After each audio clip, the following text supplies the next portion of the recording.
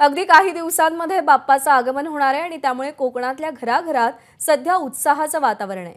कलाकार बाप्पाची मूर्ती रंगवण्यामध्ये दंग असून बाप्पाला आभूषणांसह सजवलं जात आहे। कोकणातल्या मूर्ती शाळेमधून आढावा घेतला आमचे प्रतिनिधी अमोल मोरे यांनी। गौरी गणपती कोकणातल्या सर्वात मोठ्या आणि कोकणी माणसाच्या आपुलकीचा जवळचा असलेला हा सण आणि आता जर आपण बघितलं तर घराघरांमध्ये तुम्हाला या गौरी गणपतीचा उत्साह, बाप्पाच्या आगमनाची तयारी दिसते। मी आत्ता एका मूर्ती शाळेमध्ये आहे।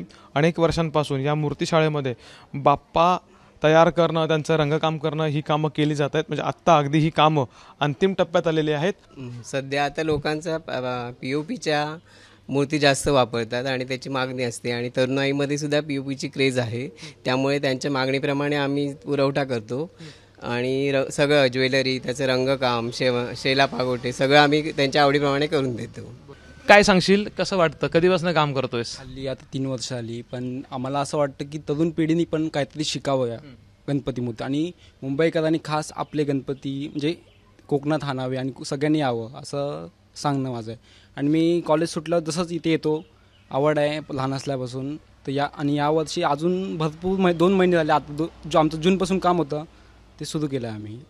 गणपती बाप्पाचं आगमन जे आहे ते केलं जाईल आणि एका पारंपरिक पद्धतीनं जी कोकणची ओळख आहे त्याच पारंपरिक पद्धतीनं कोकणातला हा उत्सव मोठ्या उत्साहात दिमाखात साजरा होईल आणि त्याची लगबग सध्या आपल्याला मूर्ती शाळेपासून घरापर्यंत, लहान तोरापासून मोठ्यापर्यंत दिसून येते।